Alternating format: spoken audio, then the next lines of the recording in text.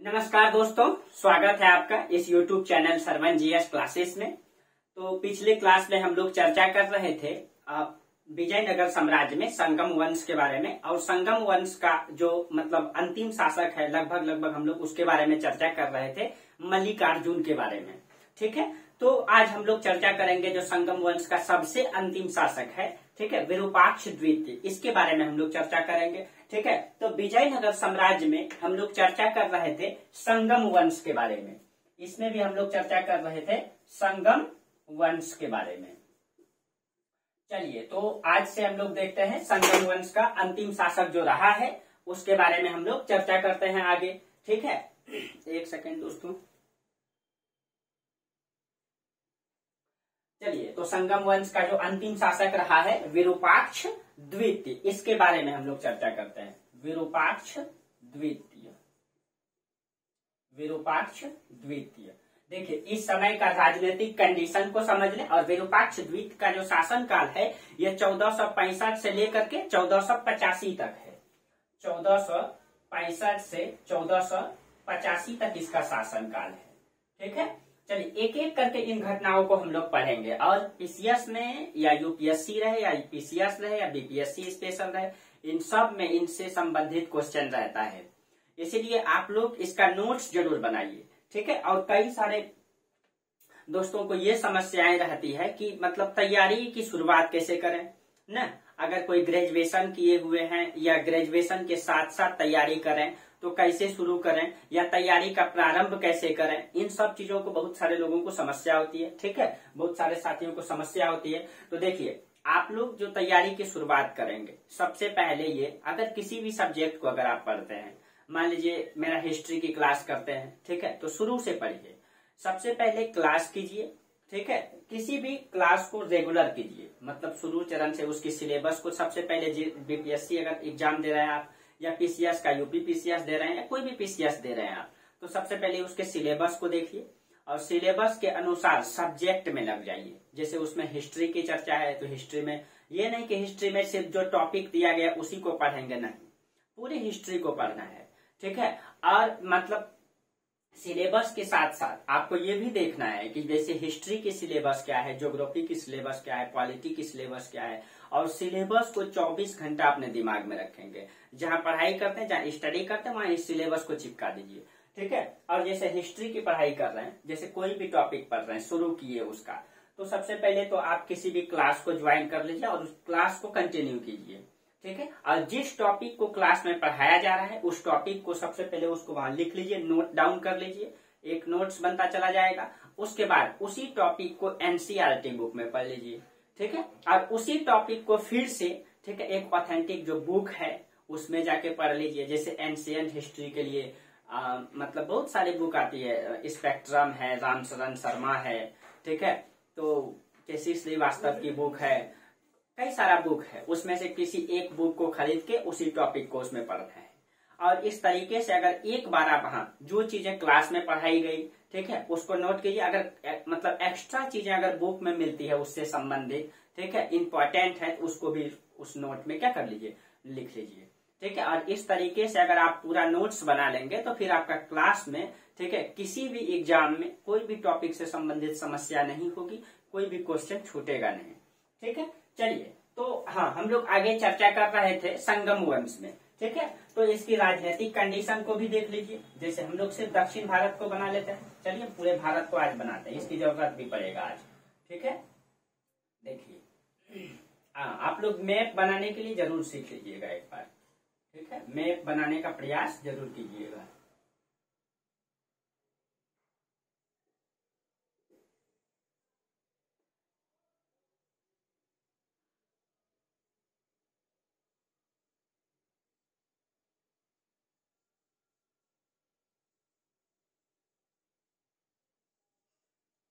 चलिए, ये हमारा हो गया भारत। ठीक है, ये हमारा भारत हो गया, और यहाँ पे देखिए, यहाँ पे इस समय ये आपका गोदावरी नदी है। ठीक है, ये कृष्णा नदी, और कृष्णा की सहायिका है तुंगभद्रा, और दक्षिण में है आपका कावेरी नदी। ठीक है, ये 3 नदी है, और ये गोदावरी नदी के दक्षिण में यहाँ पे जो साम्राज्य बसा हुआ है, यहाँ है आपका बहमनी साम्राज्य। इसको हम लोग आगे चर्चा करेंगे। बहमनी साम्राज्य, और इसके ये वाला जो बीच का इलाका है इसको हम लोग कहते हैं रायचूर का दोआब। ठीक है, इसको क्या कहते हैं, ये आपका कृष्णा और तुंगभद्रा के जो बीच का इलाका है ये हो गया आपका रायचूर का दोआब ना। और इसके दक्षिण में जो यहाँ साम्राज्य बसा हुआ है, ठीक है, वो कौन सा साम्राज्य है, वो है आपका विजयनगर साम्राज्य, वो है आपका विजयनगर। ठीक है, और विजयनगर में हम लोग कौन सा वंश को पढ़ रहे हैं, संगम वंश को। और संगम वंश का सबसे अंतिम शासक है विरूपाक्ष द्वितीय। तो यहाँ से हम लोग आज कहानी को शुरू करेंगे। ठीक है, देखिए दक्षिण भारत का इतिहास थोड़ा डिफिकल्ट है दोस्तों। ठीक है, लेकिन पढ़ना अनिवार्य है, क्योंकि एक एक क्वेश्चन, ठीक है, अगर आपसे अगर इस टॉपिक से अगर एक क्वेश्चन पे मिल जाता है बहुत इंपॉर्टेंट होता है। ठीक है, इसलिए क्वेश्चन छूटे नहीं, इसीलिए पूरा इतिहास को भी समझना जरूरी है और उसके एक एक टॉपिक को भी समझना जरूरी है, ताकि इतिहास पे हमें क्या रहे, एक कॉन्फिडेंस, मतलब सिलेबस के रूप में जानकारी रहे। चलिए, तो विरूपाक्ष द्वितीय के बारे में कहा जाता है कि ये संगम वंश का सबसे अंतिम शासक था। ठीक है, अंतिम शासक माना जाता है इसको, हालांकि इसके बाद एक शासक और आया है, लेकिन अंतिम शासक के रूप में इसी को माना जाता है। ठीक है, और इसके समय में ये हो गया कि आंतरिक विद्रोह और बाह्य आक्रमण भी बहुत ज्यादा तेज हो गया था इसके समय में। ठीक है, आंतरिक विद्रोह भी होना स्टार्ट हुआ, क्योंकि साम्राज्य का विस्तार बहुत ज्यादा हो चुका था। आपको पिछले क्लास में ही चर्चा किए थे कि साम्राज्य का विस्तार जो है मलय प्रायद्वीप उधर था न, इधर दक्षिण में श्रीलंका तक के क्षेत्रों को भी उस राजा ने मतलब टैक्स वसूल किया। पिछले क्लास में हम लोग चर्चा किए थे। ठीक है, अब उतने बड़े साम्राज्य में जब अयोग्य शासक आते थे तो उसके समय आंतरिक विद्रोह स्वाभाविक था। तो इसके समय में आंतरिक विद्रोह जब हुआ और जब आपस में ही लोग लड़ने लगेंगे तो ऑटोमेटिक है कि बाहरी लोग भी फायदा उठाएंगे उसका। बाहरी आक्रमण भी इसके समय में इसी कारण से क्या हो गया, तेज हो गया। ठीक है, तेज हो गया। और इस समय जो कपिलेश्वर था, यानी कि इस समय जो यहाँ उड़ीसा का जो शासक था, यहाँ उड़ीसा का शासक को जगपति कहा जाता है। यहाँ की शासक उपाधि धारण करता था जगपति। ठीक है, जगपति। ठीक है, मतलब गज मतलब होता है हाथी, और उड़ीसा के क्षेत्रों में हाथी बहुत ज्यादा था। ठीक है, इसीलिए वहां के शासक जो है उस समय उपाधि धारण करते थे जगपति नरेश। और इस समय जगपति का शासक कौन था, कपिलेश्वर। यहाँ का शासक इस समय था कपिलेश्वर। और कपिलेश्वर ने भी इसके समय में आक्रमण तेज कर दिया था। ठीक है, कपिलेश्वर ने इसके समय में बहुत सारा तटवर्ती क्षेत्रों को जीत लिया था। ठीक है, तटवर्ती प्रदेश पर अधिकार कर लिया। ठीक है, इसी समय चंद्रगिरी में विजयनगर का गवर्नर था सालुब नरसिंह। देखिए, आंध्र प्रदेश में पड़ता है चंद्रगिरी, यहाँ पे पड़ता है चंद्रगिरी। अब देखिए चंद्रगिरी, ये विजयनगर का गवर्नर, ये साम्राज्य विजयनगर के अंतर्गत आता था चंद्रगिरी। और चंद्रगिरी का गवर्नर था इस समय सालुब नरसिंह। यहाँ का गवर्नर कौन था, सालुब नरसिंह।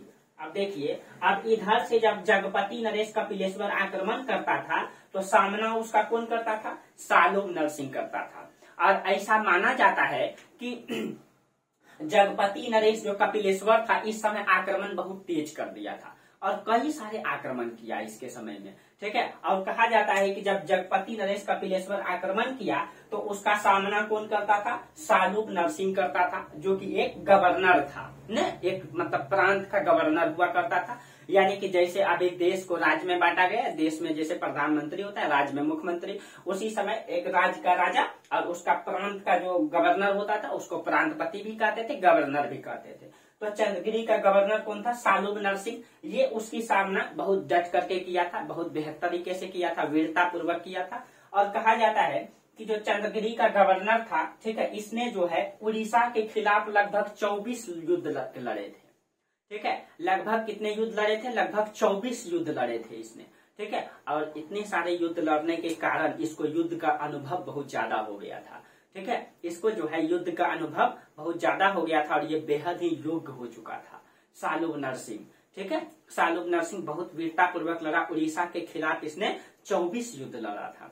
ठीक है, और जब इस समय सालुब नरसिंह उड़ीसा से लड़ रहा था और ये आंतरिक विद्रोह का सामना कर रहा था विरूपाक्ष द्वितीय, तो इसी स्थिति का फायदा कौन उठाया, इसी स्थिति का फायदा उठाया बहमनी साम्राज्य के शासक मोहम्मद अष्टम। ठीक है, मोहम्मद अष्टम ने क्या किया, इस समय बहमनी साम्राज्य का शासक था मोहम्मद अष्टम। मोहम्मद अष्टम ने क्या किया, नेल्लोर से लेकर के कांची तक का क्षेत्र को कब्जा कर लिया। ठीक है, और इस अब विजयनगर साम्राज्य जो है सिर्फ कावेरी नदी के नीचे, ठीक है, कावेरी नदी के नीचे जो है कर्नाटक और केरल तक ही सिमट करके रह गया। यानी कि अब देखिए इस समय क्या हो गया, विरूपाक्ष द्वीप आंतरिक विद्रोह से लड़ाई लड़ रहा है, ये आंतरिक समस्या से घिरा हुआ है। ठीक है, ये आंतरिक समस्या से घिरा हुआ है। प्लस में इसका गवर्नर जो सालुब नरसिंह है चंद्रगिरी का, ये उड़ीसा की राजा से जो है कि लड़ाई लड़ रहा है। और इस स्थिति में फायदा उठाया बहमनी शासक था अष्टम। ठीक है, मोहम्मद अष्टम। मोहम्मद अष्टम ने क्या किया, इसके राज्य पर कब्जा करके इस पूरे के पूरे क्षेत्रों में लगभग अधिकार कर लिया। ठीक है, और अब विजयनगर साम्राज्य जो आपका कावेरी नदी है, कावेरी नदी के दक्षिण में ये है आपका केरल, और ये आपका दक्षिण का राज्य यहाँ तक सिमट करके सिर्फ रह गया था। ठीक है, यानी कि इसके समय में राज्य की स्थिति बहुत क्या हो गई थी, बहुत ही खराब हो गई थी, दुर्बल स्थिति हो गई थी इसके समय में। ठीक है, अब देखिए, अब इसी स्थिति में जो है, इसी स्थिति में विरूपाक्ष का पुत्र था देवराय। अब इस स्थिति में इसी का पुत्र कौन था, इसका पुत्र देवराय। देवराय ने क्या किया, अपने पिता की हत्या कर दिया, अपने पिता की हत्या करके खुद गद्दी पर बैठ गया। ठीक है, खुद गद्दी पर बैठ गया, जबकि ये एक खुद अयोग्य शासक है।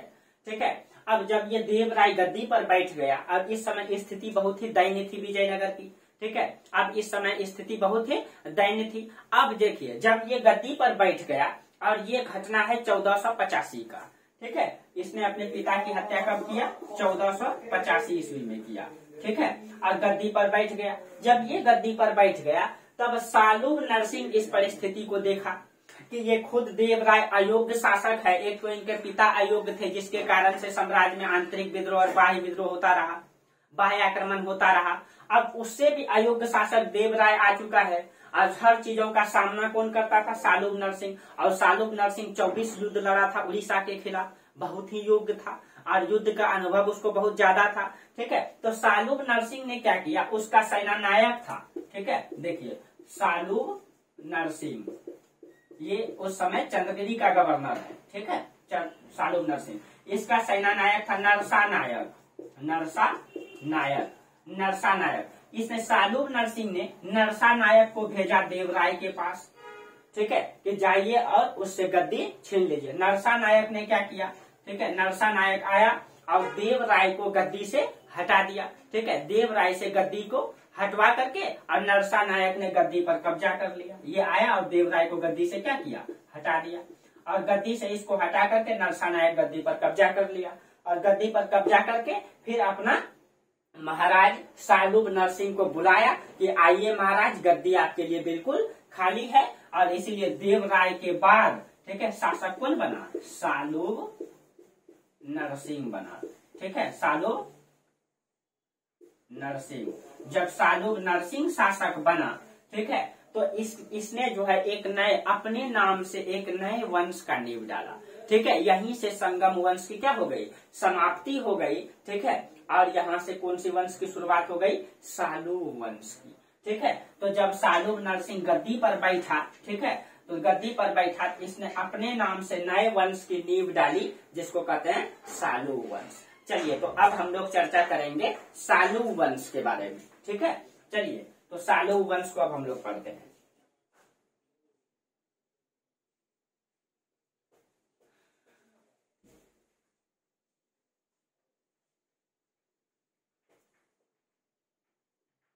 देखिए, अब विजयनगर में दूसरा वंश कौन सा आ गया, सालुब वंश।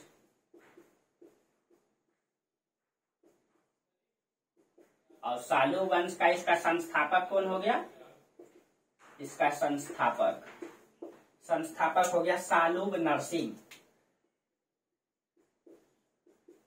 सालुब नरसिंह इसका संस्थापक हो गया। ठीक है, सालुब नरसिंह संस्थापक हो गया, तो सालुब वंश का। चलिए, तो अब हम लोग चर्चा करते हैं सालुब वंश के बारे में।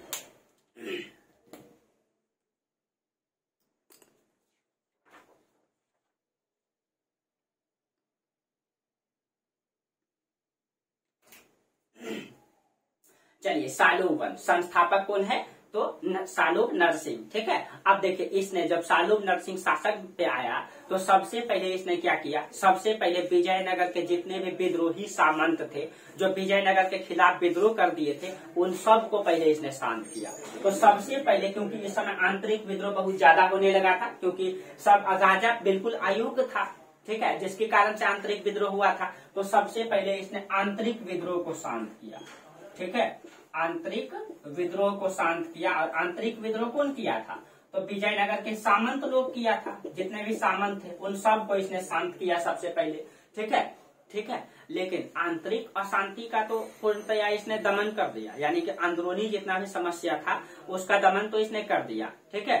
लेकिन उससे पहले पुरुषोत्तम जगपति नरेश इस समय था, विजयनगर पर जो है अधिकार कर लिया।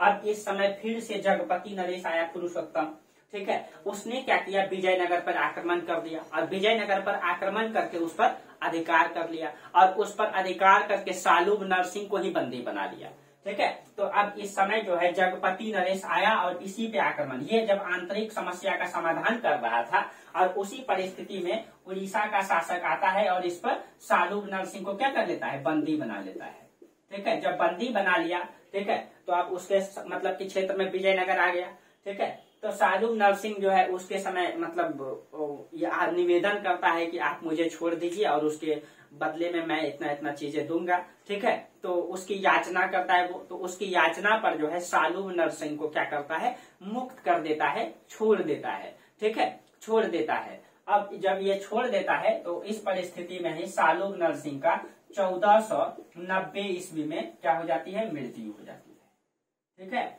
सालुब नरसिंह की मृत्यु हो जाती है। अब देखिए जब 1490 में सालुब नरसिंह की मृत्यु हो गई तो सालुब नरसिंह का ही पुत्र था, ठीक है, इमाड़ी नरसिंह, इसका पुत्र था, सालुब नरसिंह का पुत्र था इमाड़ी नरसिंह,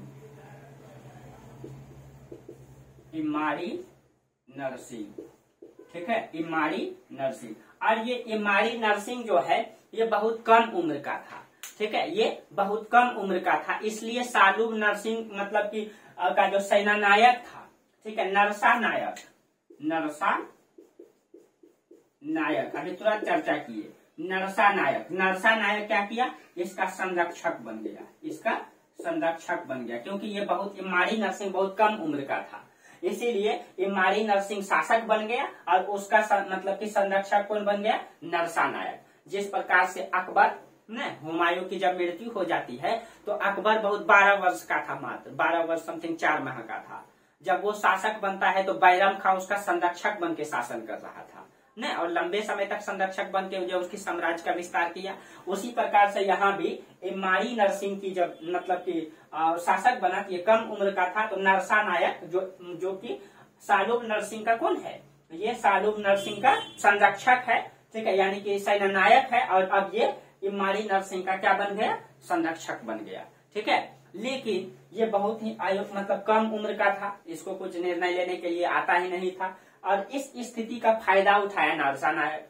नरसा नायक ने क्या किया, ठीक है, इमाड़ी नरसिंह को कैद में डाल दिया, ठीक है, इसका फायदा उठा करके कैद में, और कितना वर्ष तक, 15 वर्षों तक लगभग कैद में डाल दिया, ठीक है, 15 वर्षों तक कैद में डाल करके, ठीक है, उसको नजरबंद कर दिया और खुद जो है अपने हाथों में सत्ता ले लिया, ठीक है, खुद अपने हाथों में सत्ता ले लिया, ठीक है। और जब ये नरसा नायक भी बहुत योग्य सेना नायक था और योग्य संरक्षक था, और इसने भी सफलतापूर्वक कई सारे अभियान किया, ठीक है, कई सारे अभियान किया। इसने कहा जाता है कि बीजापुर बीदर के विरुद्ध सफलतापूर्वक अभियान किया। देखिए बीजापुर और बीदर क्या है, बहमनी साम्राज्य बाद में कई 5-6 भागों में बट गया था, उसमें अहमदनगर, बीजापुर, गोलकुंडा, ठीक है, बरार, बीदर, ये 5 भागों में बट गया था बहमनी साम्राज्य, ठीक है, बहमनी साम्राज्य 5 भागों में बट गया था, जो हम आगे चर्चा करेंगे, ठीक है। उसमें बीदर, बरार, गोलकुंडा, अहमदनगर और बीजापुर,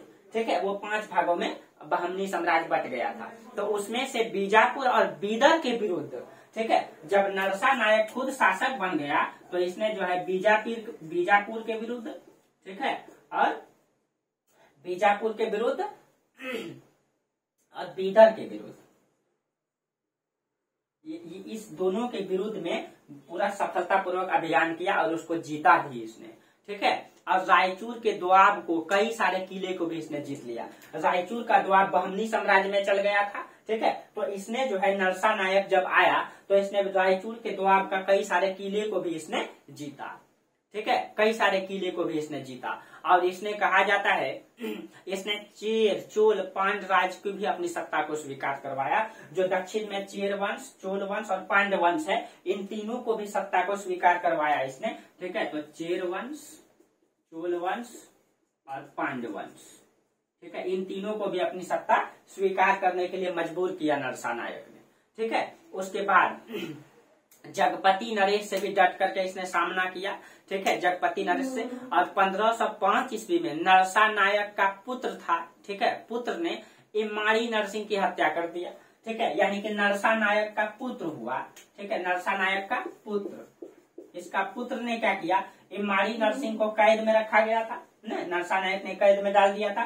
तो नरसा नायक, इमाड़ी नरसिंह जब कैद में था तो नरसा नायक का पुत्र ने इसकी हत्या कर दिया, इमाड़ी नरसिंह की हत्या कर दिया। और इमाड़ी नरसिंह की हत्या कर दिया तो यहीं से ये राजवंश क्या हो गया, समाप्त हो गया। यानी कि सालू वंश की जो नींव डाला गया था सालू नरसिंह के द्वारा, इसमें मात्र 2 ही शासक हुए और उसके बाद ये सालू वंश क्या हो गया, समाप्त हो गया। सालू वंश की समाप्ति के बाद, ठीक है, यानी कि इमाड़ी नरसिंह मर गया तो इस वंश की समाप्ति हो गई।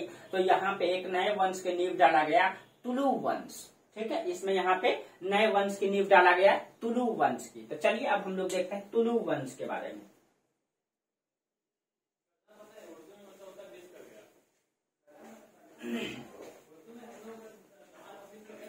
देखिए, तो सालू वंश के बाद इसमें कौन सा वंश आया, तुलु वंश आया।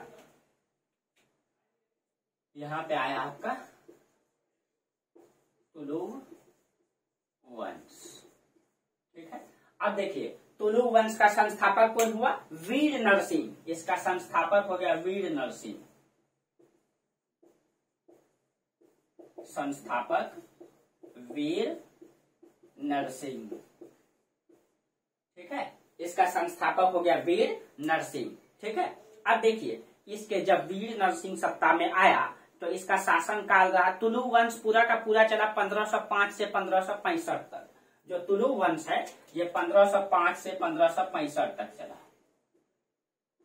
5 से 65 तक चला, ठीक है। और उसमें पहला शासक वीर नरसिंह बना। अब देखिए, जब वीर नरसिंह शासन में आया इसके समय आंतरिक विद्रोह होता रहा, पूर्ण रूप से होता रहा, ठीक है, और बाह्य आक्रमण भी होता रहा। और आंतरिक विद्रोह और मतलब कि बाह्य आक्रमण को झेलते झेलते कहा जाता है मात्र 4-5 वर्षों में ही 1509 ईस्वी में ही इसकी मृत्यु हो जाती है, ठीक है। इसकी मृत्यु जो है कब हो गई, 1509 ईस्वी में। आंतरिक समस्या और बाह्य समस्या को झेलते झेलते इनकी मृत्यु हो जाती है। और जब इसकी मृत्यु हो जाती है तो उसके बाद विजयनगर साम्राज्य का कहें या फिर तुलु वंश का कहें, सबसे महानतम शासक, सबसे योग्य शासक, ठीक है, जो बना कृष्णदेव राय। आप लोग इसके बारे में जरूर सुने होंगे। तो इसके बाद शासन में कौन आया, कृष्णदेव राय, कृष्णदेव राय। ये क्वेश्चन पूछा जाएगा, कृष्णदेव राय कौन सा वंश का है, तुलु वंश का है। ये सिर्फ तुलु वंश का ही नहीं, पूरे विजयनगर साम्राज्य का महानतम शासक में से एक माना जाता है कृष्णदेव राय को, ठीक है, कृष्णदेव राय को। और इसका शासन काल रहा 1505 से 1529 तक। तो इसका शासन काल 1505 से 1529 तक रहा, ठीक है, कृष्णदेव राय का शासन काल। और कृष्णदेव राय के बारे में कहा जाता है कि ये वीर नरसिंह का छोटा भाई था। ये जो है वीर नरसिंह का छोटा भाई था, ये छोटा भाई था ये, ठीक है, कृष्णदेव राय। और इसको भारत इतिहास में एक योग्य शासकों के, एक महान शासकों के रूप में जाना जाता है। ये खुद पढ़ा लिखा था, ठीक है, ये खुद विद्वान व्यक्ति था, और विद्वान व्यक्ति था तो विद्वान का सम्मान जरूर करेगा, ठीक है। इसीलिए इसके बारे में थोड़ा सा हम लोग ज्यादा डिटेल से पढ़ेंगे, ठीक है। तो कहा जाता है कि जब ये शासन में आया तो उस समय विजयनगर की स्थिति तो बहुत ही खराब था, बहुत ही दयनीय था न, क्योंकि एक तो बाह्य आक्रमण बार बार होता जा रहा था, आंतरिक विद्रोह भी कई सारा झेल रहा था। जब कृष्णदेव राय आया तो सबसे पहले कहा जाता है इसने लगभग 10 से 11 वर्षों तक, ठीक है, पड़ोसियों से और आंतरिक विद्रोह से सैन्य अभियान में लगा रहा। जब ये शासन में बैठा तो अपनी सेना को लेकर के 10 से 11 वर्षों तक युद्ध करता रहा कंटिन्यू, और सारे के सारे विजयनगर के विद्रोही सामंत को, विदेशी आक्रमणकारियों को, बाह्य आक्रमणकारियों को शांत किया, ठीक है, और एक एक करके सबका सामना किया डट करके, और 10 से 11 वर्षों तक ये युद्ध करता रहा, ठीक है, और सारे के सारे विजयनगर साम्राज्य को फिर से इसने पुनर्स्थापित किया और बड़ा सा साम्राज्य को फिर से बनाया, जितना बड़ा साम्राज्य इसका पहले था। देखिए, और इसके कारण से इसने कई सारी उपाधि भी ग्रहण किया था, जैसे इसकी उपाधि है यवन राज्य स्थापनाचार्य, एक उपाधि है इसका। तो इसकी उपाधि क्या है? यवन राज्य स्थापनाचार्य। इसकी 2-3 उपाधि है, एक तो है यवन राज्य स्थापनाचार्य, एक उपाधि है इसका महान, एक तो है इसकी आंध्र गेज, ठीक है, इसकी एक उपाधि आंध्र भोज, एक उपाधि आंध्र भोज, और एक उपाधि है अभिनय भोज, ठीक है, एक उपाधि है इसका आंध्र भोज,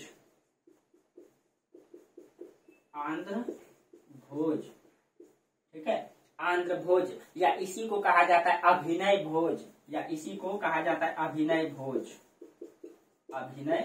भोज, या इसी को कहा जाता है आंध्र पितामह,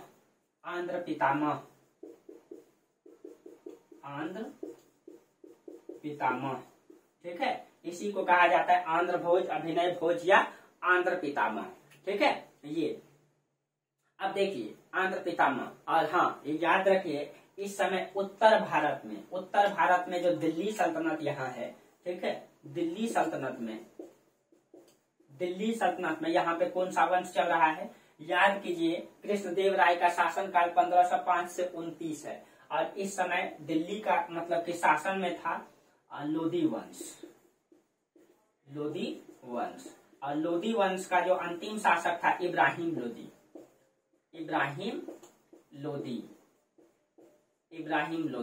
और इब्राहिम लोधी के समय में ही, ठीक है, बाबर आक्रमण किया था 1526 में, जो पानीपत का कौन सा युद्ध हुआ? 1526 में पानीपत का प्रथम युद्ध, ठीक है। उससे पहले कई सारे किला पे आक्रमण किया, बाजोड़ का किला, भेड़ा का किला। 1519 से ही आक्रमण करना स्टार्ट किया था बाबर, ठीक है, लेकिन 1526 में इब्राहिम लोधी पर आक्रमण करके, ठीक है, लोधी वंश की सत्ता को समाप्त करके, ठीक है, बाबर ने कौन सी वंश की नींव डाली थी? मुगल वंश, ठीक है, मुगल वंश। तो इस समय उत्तर भारत में मुगल वंश की सत्ता आ जाएगी, ठीक है, बाबर। और जब बाबर उत्तर भारत में इस समय आक्रमण किया था, ठीक है, तो ये बाबर की पुस्तक है बाबरनामा, ठीक है, जिसमें बाबर की आत्मकथा है बाबरनामा। बाबरनामा में उस समय जो दक्षिण भारत के महान शासक है कृष्णदेव राय के बारे में अपनी आत्मकथा में भी चर्चा किया है, इसीलिए कृष्णदेव राय का चर्चा बाबरनामा में भी मिलता है, ठीक है, बाबरनामा में भी इसका उल्लेख है। और बेहद ही तारीफ करता है बाबर कि दक्षिण भारत में एकमात्र महान शासक है, वो है विजयनगर साम्राज्य के शासक जो है कृष्णदेव राय, और कृष्णदेव राय बहुत ही योग्य है, ये बाबर खुद चर्चा किए अपने बाबरनामा में, ठीक है। तो इसीलिए इसकी चर्चा जो है बाबरनामा में भी आता है, क्योंकि इस समय बाबर आक्रमण किया था उत्तर भारत में, और दक्षिण भारत में इस समय महान शासक कृष्णदेव राय था, ठीक है। चलिए अब देखिए, अब कृष्णदेव राय जब शासन में आया तो कंटिन्यू पहले 10 से 11 वर्षों तक युद्ध करता रहा, ठीक है, युद्ध करता रहा। अब 1509-10 ईस्वी में, ठीक है, बीदर के सुल्तान था महमूद शाह। तो हम अभी तुरंत चर्चा किए कि उत्तर जो बहमनी साम्राज्य है ये 4-5 भागों में बट गया था, ठीक है, उसमें से आपका कई सारा था, इसमें राजनीतिक कंडीशन को हम पढ़ाएंगे बहमनी में, यहाँ से लिख देते हैं। उसमें आपका बीदर था, उसमें आपका बरार था, बीदर बरार, अहमदनगर था, उसमें अहमदनगर, उसमें आपका गोलकुंडा और एक था बीजापुर। ये 5 भागों में बट गया था, ठीक है, बहमनी साम्राज्य 5 भागों में बट गया था। तो जब कृष्णदेव राय शासन में आया तो बीजापुर का सुल्तान था उस समय यूसुफ आदिल शाह, ठीक है, और बीदर का सुल्तान था महमूद शाह। तो इस समय बीदर का सुल्तान कौन था? महमूद शाह, ठीक है। और बीजापुर का शासक था आदिल शाह, बहुत ही योग्य शासक था ये आदिल शाह, ठीक है। आदिल शाह बहुत ही योग्य शासक था। तो कहा जाता है 1509-10 ईस्वी में बीदर का सुल्तान महमूद शाह को पराजित किया और इसी का साथ यानी कि बीदर पे आक्रमण किया कृष्णदेव राय ने 1509 या 10 ईस्वी में किया, ठीक है। और बीदर को पराजित किया, महमूद शाह को पराजित किया और महमूद शाह का साथ दे रहा था बीजापुर के शासक आदिल शाह, ठीक है। आदिल शाह इसका साथ दे रहा था और इसी के साथ दे रहा था युद्ध में। ये दोनों एक तरफ से लड़ रहा था और कृष्णदेव राय एक तरफ से लड़ रहा था, ठीक है। तो जब इसमें युद्ध हुआ था, इसमें कहा जाता है कि यूसुफ आदिल शाह इसी युद्ध में मारा गया था और ये बेहद ही योग्य शासक था यूसुफ आदिल शाह, ठीक है। इसी युद्ध में मारा गया था कृष्णदेव राय, एक तरफ कृष्णदेव राय और एक तरफ बीदर के शासक महमूद शाह और एक तरफ बीजापुर के शासक आदिल शाह, ठीक है। और इसमें आदिल शाह की क्या हो गई, मृत्यु हो गई थी, ठीक है। इसमें जो है इसमें इसकी मृत्यु हो गई थी, ठीक है। अब देखिए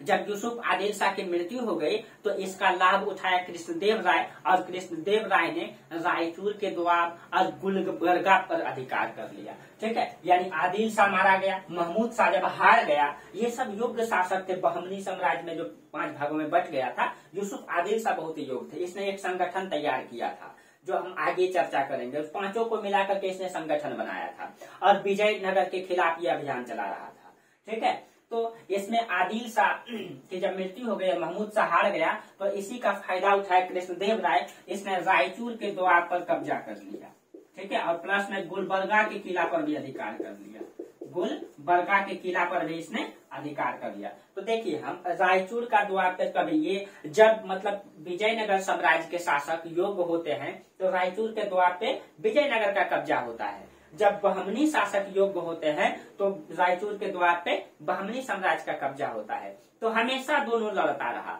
जब बहमनी साम्राज्य में योग्य शासक आते थे तो वो जो है रायचूर द्वार पे कब्जा कर लेते थे और जब विजयनगर में योग्य शासक आते थे तो वो रायचूर द्वार पे कब्जा कर लेते थे।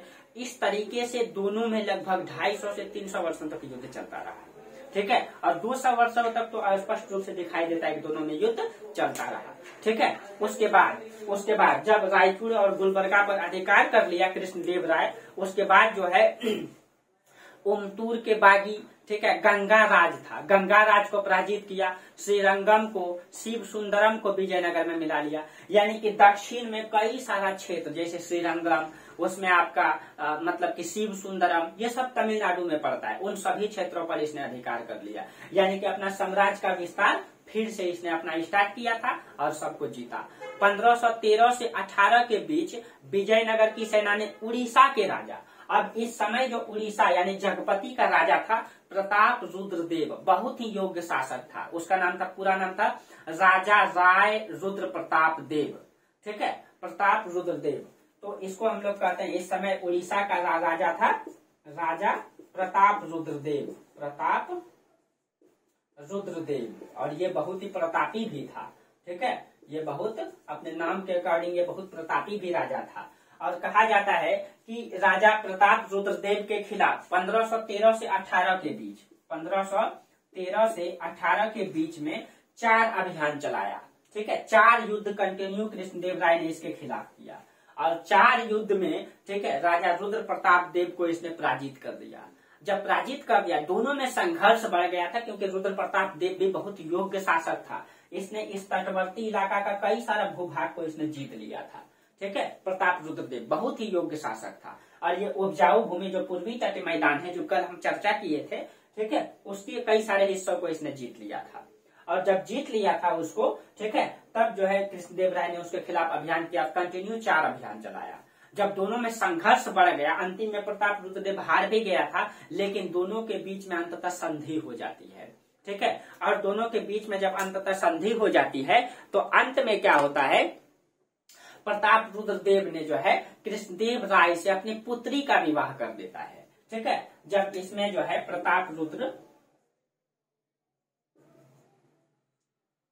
रुद्रदेव,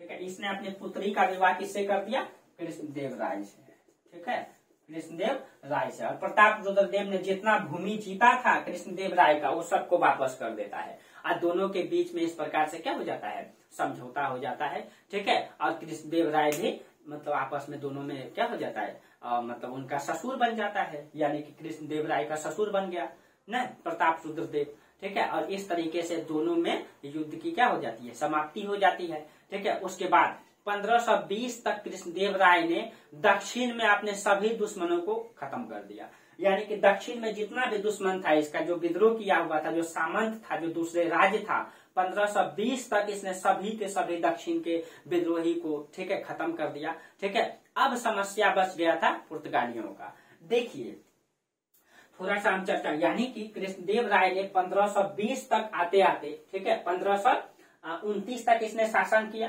ठीक है, पहले तो जब शासन में आया तो 9 से 10 वर्षों तक इसने युद्ध करता रहा, यानी 1505 से 1515 ईस्वी तक युद्ध करता था। और उस युद्ध में इसने क्या किया, उस युद्ध में सभी के सभी आंतरिक समस्या को हल किया, सभी के सभी आंतरिक समस्या को हल किया, मतलब उड़ीसा को भी पराजित किया, बहमनी साम्राज्य के शासक को भी पराजित किया, दक्षिण के कई सारे जो सामंत थे जो विद्रोह किए थे उसको भी पराजित किया। यानी कि अंततः जो है 1520 आते आते पूर्ण रूप से इसने पूरे विजयनगर साम्राज्य को, जितना बड़ा भूभाग इसके अंदर था, फिर से इसने पुनर्स्थापित कर दिया।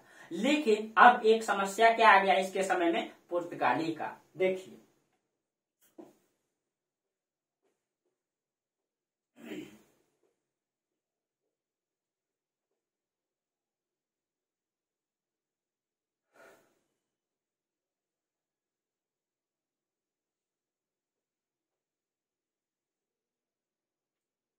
देखिए तो 1520 तक आते आते ठीक है 1520 तक आते आते इसने पूरे के पूरे दक्षिण को, ठीक है पूरे के पूरे दक्षिण को अपने कब्जे में ले लिया। लेकिन याद कीजिए कि केरल के तट पे 1498 ईस्वी में पुर्तगाली यात्री वास्को डी गामा आ चुका है, यानी 1498 में आया है, 1505 ईस्वी से इसका शासन शुरू हुआ है कृष्णदेव राय का। ठीक है, तो ध्यान दीजिए थोड़ा सा, यहाँ पे हम बनाते हैं जी।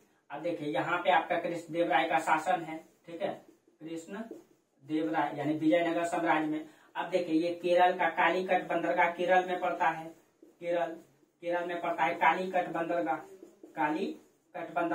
और कालीकट बंदरगाह में ही 1498 ईस्वी को पुर्तगाली यात्री कौन आया, वास्को डी गामा। अब देखिए ये आया 1498 में, और 1505 में कृष्णदेव राय शासन में आया न, बाद में आया। और जिस समय वास्को डी गामा आया उस समय विजयनगर साम्राज्य में एकदम अयोग्य शासक था न, अयोग्य शासक था। और उसी समय वास्को डी गामा जब आया था तो उस समय केरल का उस क्षेत्र का राजा उस समय जमोरिन था। और जमोरिन बिल्कुल अयोग्य टाइप का शासक, उतना योग्य नहीं था वो। ठीक है, और उस समय आंतरिक समस्या भी चल रहा था विजयनगर में, इसीलिए वास्को डी गामा आया उस समय और इसको पूर्ण रूप से उपहार से सम्मानित भी किया था जमोरिन ने न। और एक जहाज मतलब वो मसाला भी दिया था, और जिसको वास्को डी गामा लेकर के गया पुर्तगाल, और जितना खर्च किया था वो आने में उससे 60 गुना अधिक लाभ कमाया था। ठीक है, उसके बाद पुर्तगाली फिर से आए। ठीक है, वास्को डी गामा फिर 1503 में आए। उसके बाद पुर्तगालियों का आगमन प्रारंभ हो गया, कंटिन्यू प्रारंभ हो गया, क्योंकि वो भारत के जो मतलब क्योंकि दक्षिण भारत में मसाले का बड़ी मात्रा में उपज होता है, और जो पुर्तगाल है वो ठंडा प्रदेश है, उसको मसाला चाहिए। ठीक है, तो उसको मसाला चाहिए। ठीक है, और देखिए थोड़ा सा अगर हम इसको मैप में समझाने का प्रयास करें तो देखिए हम थोड़ा इसको मैप में बताने का प्रयास करते हैं।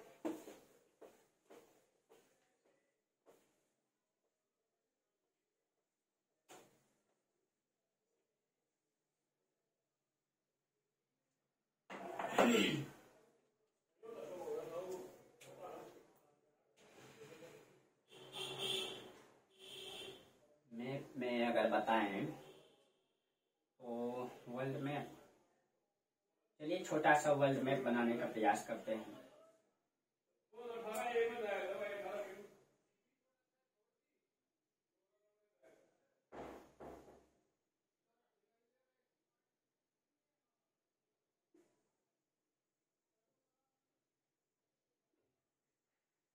ये हो गया आपका अफ्रीका,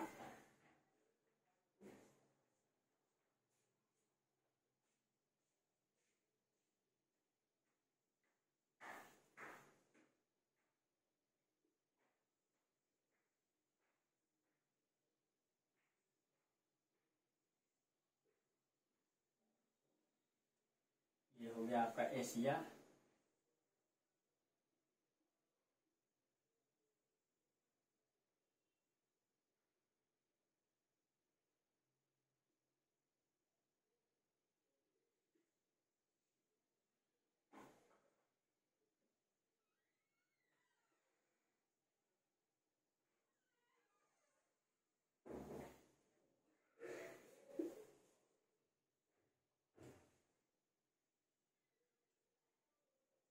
ये यूरोप, और यहाँ दिक्कत होगी।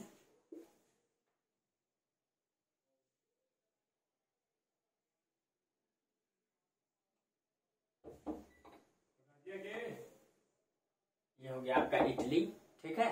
चलिए ये जब इटली हो गया तो आप दक्षिण में यहाँ पे आपका पड़ता है, यहाँ पे आपका कालीकट बंदरगाह है, यहाँ पे है आपका पुर्तगाल, ठीक है। ये पहला देश है यहाँ पे आपका पुर्तगाल। अब देखिए ये पुर्तगाल जो है ठंडा प्रदेश है ना, यूरोप में ठंडा प्रदेश है, और यहाँ केरल में मसाले का बहुत अधिक मात्रा में उपज होता है। इसीलिए उस समय वो लोग इस तरीके से यात्रा करके इधर से भारत की खोज में लगे हुए थे, और इसकी कहानी तो हम आगे चर्चा करेंगे, ठीक है। और यूरोप में क्यों ऐसा परिस्थिति उत्पन्न हुआ था, हम मॉडर्न हिस्ट्री में चर्चा करेंगे इसके बारे में, ठीक है। पुर्तगाली यात्री के मतलब क्यों आया वो यहाँ, किस कारण से आया, उन सब के बारे में हम लोग चर्चा जो करेंगे, ठीक है। मॉडर्न हिस्ट्री जब प्रारंभ करेंगे उसमें हम लोग अच्छा से चर्चा करेंगे। तो ये पुर्तगाल का रहने वाला वास्को डी गामा, ठीक है, यहाँ तक पहुंच पाया था। उससे पहले कई सारे लोगों ने प्रयास किया लेकिन वो खोज नहीं पाया था रास्ता को। लेकिन पुर्तगाली यात्री वास्को डी गामा पहली बार 1498 में जब आया तो उस समय यहाँ पे विजयनगर का शासन चल रहा था। उसमें से विजयनगर का साम्राज्य में सबसे पहले मतलब वीर नरसिंह का शासन था न, और वीर नरसिंह के बाद उसका जो नरसा नायक आया उसका शासन चल रहा था, और उस परिस्थिति में वास्को डी गामा यहाँ आया। और इस समय ये लोग यहाँ से व्यापार करना चाहता था। और जब बाद में कृष्णदेव राय 1505 में शासन में आया तो तब तक जो है 1505 में आया 1520 तक तो ये युद्ध में लगा रहा, अपनी समस्याओं का हल करता रहा, और अपनी समस्याओं का हल करते करते जो है तब तक पुर्तगाली अपना कब्जा इस पूरे क्षेत्रों में जमा चुका था। तटवर्ती क्षेत्रों में पूरे के पूरे तटवर्ती क्षेत्रों में पुर्तगाली अपना कब्जा जमा चुका था, ठीक है। और जब कृष्णदेव राय के सामने जब ये समस्या आई कि पुर्तगाली का वर्चस्व और बढ़ता जा रहा है, उसका जो है टेक्नोलॉजी अधिक था, नौसेना मजबूत था, उसका नाविक उसके पास मजबूत था क्योंकि वो लोग बड़े नाविक थे, ठीक है, समुद्री यात्रा में माहिर थे वो लोग, इसलिए उसके पास नौसेना बहुत अधिक मात्रा में था, ठीक है। नौसेना जो है उसके पास बहुत अधिक मात्रा में था, और जिसके कारण से पुर्तगाली जो है अपना विस्तार पूरे के पूरे तटवर्ती इलाका में करना प्रारंभ कर दिया था, और पूरे के पूरे मुंबई से लेकर के पूरे दक्षिण भारत तक ये पूरे तटवर्ती इलाका में उसने अपना कई सारा जो है फैक्ट्री स्थापित कर दिया। अब कृष्णदेव राय के सामने सबसे बड़ी समस्या आ गई पुर्तगालियों से, ठीक है। और पुर्तगाली से वो युद्ध भी नहीं कर सकता था क्योंकि पुर्तगाली नौसेना में बहुत ही माहिर था, उसके पास जो है बेहतर नौसेना था, ठीक है। और जब पुर्तगाली यहाँ पे आया सबसे पहले तो पुर्तगाली ये जो फारस की खाड़ी है, यहाँ ये फारस की खाड़ी यहाँ पे कब्जा किया, ठीक है। ये फारस की खाड़ी में कब्जा किया, और फारस की खाड़ी में कब्जा किया, ठीक है। उसके बाद वो गोवा पर कब्जा जमाया, ठीक है। और उसके बाद यहाँ के राजा जो जमोरीन था, जमोरीन को भी वो शिकस्त कर दिया, ठीक है। और अरबी और फारसी घोड़े का व्यापार पर आधिपत्य जमा लिया। यानी कि पहले घोड़ा तो भारत में बेहतर होता नहीं है, भारत में घोड़ा आता है कहाँ से, अरब से न, अरब से आता है, ये अरब क्षेत्रों से आता है क्योंकि वहां पे बेहद योग्य घोड़ा, बड़े बड़े घोड़ा होते हैं, अरबी घोड़ा न, जैसे महाराणा प्रताप का जो चेतक है वो भी अरबी घोड़ा था न, तो अरबी घोड़ा। अब देखिए जब वो इस क्षेत्र में कब्जा कर लिया फारस की खाड़ी में और ये तटवर्ती इलाका में, तो भारत में जो घोड़ा मंगवाया जाता था अरबी घोड़ा, उस पर अधिकार कर दिया पुर्तगालियों ने। यानी घोड़े का व्यापार जो है पुर्तगाली करने लगा। अब बीच में पुर्तगाली आ गया तो वो अधिक पैसा कमाने लगा, ठीक है। अरबी घोड़े पर मतलब अधिकार कर लिया, जिसके कारण से जो है इसकी आर्थिक स्थिति अब धीरे धीरे क्या होने लगेगी, विजयनगर साम्राज्य का आर्थिक स्थिति अब कमजोर होने लगेगी, क्योंकि तटवर्ती इलाका में जो बंदरगाह पर है, अधिकतर बंदरगाह पर कौन कब्जा जमा लिया, पुर्तगालियों ने जमा लिया, जिसके कारण से ठीक है विजयनगर साम्राज्य का अर्थव्यवस्था धीरे धीरे गिरता चला जाएगा, ठीक है, क्योंकि जो विदेशी व्यापार है उस पर पुर्तगाली कब्जा कर लेंगे, ठीक है, पुर्तगाली कब्जा कर लेंगे। अब देखिए अब कृष्णदेव राय ने पुर्तगाली तो अब मजबूत कंडीशन में आ चुका था, ठीक है, क्योंकि तब तक वो बीच तक कृष्णदेव राय, ठीक है, युद्ध में मतलब लगा रहा, तो उस बीच में पुर्तगालियों को मौका मिल गया और उस मौका का फायदा उठा करके पूरे के पूरे तटवर्ती में कब्जा कर लिया और सारे बंदरगाह पर, और जितने भी विदेशी व्यापार था उसमें भी इसने कब्जा कर लिया। ठीक है, अब जब कब्जा जमा लिया तो कृष्णदेव राय के पास कोई चारा नहीं बचा। कृष्णदेव राय ने पुर्तगालियों से समझौता कर लिया मजबूर होकर के। ठीक है, अच्छा संबंध बनाना पड़ा, मजबूरी में अच्छा संबंध बनाना पड़ा, वो युद्ध तो लड़ नहीं सकता था। ठीक है, अब देखिए उसके बाद मतलब कृष्णदेव राय ने पुर्तगाली से क्या कर लिया, संबंध स्थापित कर लिया, यानी उससे लड़ाई नहीं लड़ा, क्योंकि वो जानता था कि पुर्तगाली से हम लड़ नहीं सकते हैं। लेकिन दोस्तों अगर ये सब मिल करके अगर सामना करते उसी समय पुर्तगालियों का, तो शायद पुर्तगाली को उस समय तटवर्ती इलाका को छोड़ के भागना पड़ता, क्योंकि उस समय उतनी मजबूत कंडीशन में नहीं था पुर्तगाली। ठीक है, और ये पुर्तगाली सबसे पहले भारत में आए और सबसे लास्ट में जाएंगे गोवा को छोड़ करके। ठीक है, सबसे लास्ट में जाएंगे। ठीक है, तो ध्यान में रखिएगा पुर्तगाली जब आए थे तो उस समय दक्षिण भारत में किसका शासन चल रहा था, उस समय विजयनगर का शासन था, कृष्णदेव राय का शासन चल रहा था। ठीक है, अब चलिए, अब कृष्णदेव राय ने यानी कि तटवर्ती इलाका में अब पुर्तगालियों का कब्जा हो चुका था। ठीक है, अब उसके बाद कृष्णदेव राय ने क्या किया, अपने साम्राज्य को मजबूत कंडीशन लाने के लिए इसने, ठीक है, कृषि का विकास पर जोर दिया, क्योंकि अर्थव्यवस्था का मुख्य आधार क्या था, कृषि था। लोग कृषि करता था, उसी से उसका मतलब अर्थव्यवस्था का आधार चलता था। ठीक है, तो अब इसने कृषि व्यवस्था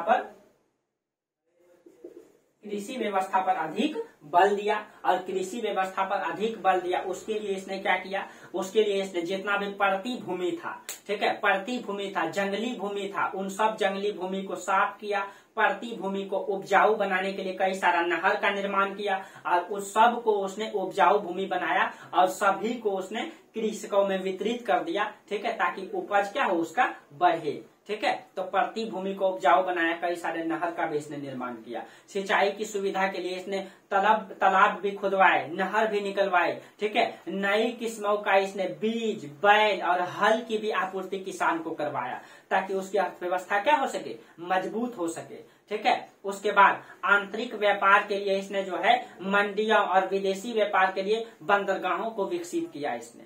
ठीक है, बंदरगाहों को विकसित किया, और इस तरीके से कहा जाता है कि दक्षिण भारत में आर्थिक समृद्धि का दौर शुरू हुआ इसके समय। ठीक है, अर्थव्यवस्था मजबूत कंडीशन में शुरू होना हो, और इसने जो है विवाह कर को समाप्त कर दिया था, यानी कि अगर राज्य में किसी का विवाह होता था तो उसको टैक्स देना पड़ता था, तो कृष्णदेव राय ने क्या किया, विवाह कर को समाप्त कर दिया।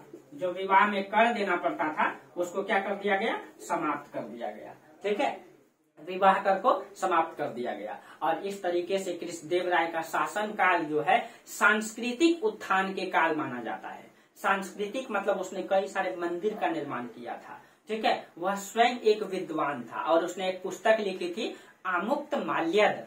ठीक है, हाँ, उसने कई सारा, एक तो आमुक्त माल्यद ये खुद कृष्णदेव राय ने लिखा है, क्योंकि वो खुद विद्वान व्यक्ति था। ठीक है, ये तेलुगु भाषा में लिखा गया है, ये जो है तेलुगु भाषा में लिखा गया है, इसकी भाषा तेलुगु है। दो और पुस्तक है, एक पुस्तक है उषा परिणय, एक पुस्तक है उषा परिणय, और एक पुस्तक है इसका, एक और पुस्तक है जाम्बवती कल्याण,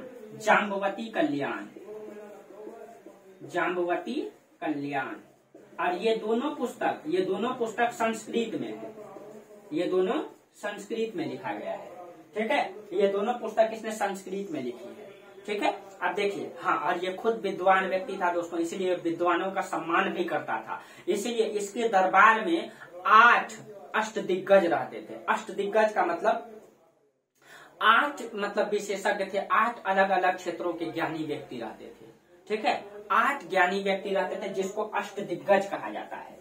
अष्टदिग्गज, ये क्वेश्चन पूछा जाता है, जैसे अकबर के दरबार में नवरत्न रहते थे, उसी प्रकार से इसके दरबार में भी अष्टदिग्गज रहते थे। जैसे कि आपका ये गुप्त काल में चंद्रगुप्त द्वितीय के समय में रहते थे नवरत्न, उसी प्रकार से अकबर के दरबार में भी नवरत्न रहते थे, उसी प्रकार से इसके समय भी अष्टदिग्गज रहते थे। उसमें अष्टदिग्गज में एक दो का नाम हम बोल देते हैं, अलसनी पेड्डन, उत्पेदंदना, और उसके बाद कई सारा है इसमें। ठीक है, एक तेनाली राम भी था, आप लोग गूगल में सर्च मार के देख लीजिएगा कि इसके दरबार में कौन कौन अष्टदिग्गज रहते थे। एक तेनालीराम को ध्यान में रखिएगा, वो पूछ सकता है, बाकी नहीं पूछेगा, ठीक है, वो पूछेगा नहीं, बस ये इतना पूछ सकता है अष्टदिग्गज किसके दरबार में थे, उसका नाम नहीं पूछेगा, ठीक है। हाँ, एक बार आप लोग गूगल में सर्च मार के जरूर देख लीजिएगा इसको, ठीक है, इसमें लिखना कोई ये नहीं है, ठीक है। आप लोग, हाँ, नोट्स में आपको मिल जाएगा, नोट्स में मिल जाएगा, ठीक है, इसमें लिखने की कोई जरूरत नहीं है, पूछा भी नहीं जाता है।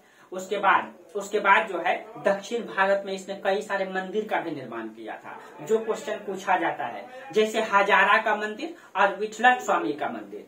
इसने जो है कई सारे मंदिर बनाया था, एक तो हजारा का मंदिर, एक हजारा का मंदिर और एक था विठलट स्वामी का मंदिर, विठलट स्वामी का मंदिर, ठीक है। और ये बहुत ही भव्य मंदिर है, ठीक है, इसीलिए इसके काल को सांस्कृतिक उत्थान का काल माना जाता है, ठीक है। इसने ये दो मंदिर, हाँ, एक नगर भी इसने बसाया था, नागलपुर नगर इसने बसाया था, ये क्वेश्चन पूछा जाता है, नागलपुर नगर इसने बसाया था, ठीक है। तो दो मंदिर का निर्माण किया था और एक नगर का मतलब नगर बसाया था नागलपुर, ठीक है, नागलपुर और नागलपुर। हाँ, और एक चीज और ध्यान में रखिएगा, इसके समय में दो विदेशी पुर्तगाली व्यक्ति आए थे इसके दरबार में। एक का नाम था हुआल्ट बारबोसा और एक का नाम था डोमिंगो पायस। देखिए, दो पुर्तगीज आया था इसके समय में, दो पुर्तगीज, एक का नाम था डोमिंगो, ठीक है, एक का नाम था डोमिंगो पायस और एक का नाम था हुआल्ट बारबोसा। इसको बारबोसा लिख देते हैं, बारबोसा। ये दोनों पुर्तगाली था जो इसके दरबार में आया था, ठीक है, ये ध्यान में रखिएगा इसके समय में, ठीक है, ये दो व्यक्ति आया था इसके समय। तो हाँ, इसके समय में मतलब कि साहित्य के काल को, साहित्य भाषा और साहित्य के काल को क्लासिकल युग भी कहा जाता है, ठीक है, क्योंकि इसके समय में कई सारे मतलब साहित्य का भी रचना किया गया था, इसीलिए इसके काल को साहित्य का क्लासिकल युग भी नाम जाना जाता है इसके, ठीक है। और इन सारे उपलब्धियों के कारण कृष्णदेव राय को दक्षिण भारत का सबसे योग्य शासक में, सबसे महानतम शासक की श्रेणी में रखा जाता है, ठीक है। ये सारी उपलब्धि था कृष्णदेव राय का, ठीक है। और आप लोग इसके बारे में बुक में पढ़ लीजिएगा, इससे अधिक न क्वेश्चन पूछा जाएगा और एक पुस्तक में इतना आपको मिलेगा भी नहीं, ठीक है। चलिए, तो ये आपका रहा कृष्णदेव राय के बारे में। और कृष्णदेव राय के बाद, ठीक है, इसके बाद शासक में आया अच्युत देव राय, ठीक है। तो अच्युत देव राय के बारे में हम लोग अगली क्लास में चर्चा करेंगे। आज यहीं तक रहने दीजिए, इससे आगे हम लोग कल चर्चा करेंगे, ठीक है। कल चर्चा करेंगे विजयनगर साम्राज्य को, और कल ये विजयनगर साम्राज्य खत्म हो जाएगा, फिर कल हम लोग स्टार्ट करेंगे बहमनी साम्राज्य के बारे में, ठीक है। तो आज यहीं तक रहने दीजिए, फिर अगले क्लास में हम लोग चर्चा करेंगे बहमनी साम्राज्य के बारे में, ठीक है। हाँ, जहां आप लोगों को दिक्कत होता है दोस्तों, वहां कमेंट कर दीजिए, क्लास कंटिन्यू कीजिए, इसका नोट्स बनाइए, ठीक है, और जहां दिक्कत हो कमेंट कीजिए, ठीक है। चलिए, तो आज यहीं तक रहने दीजिए, तब तक के लिए आप लोगों को बहुत बहुत धन्यवाद, थैंक यू।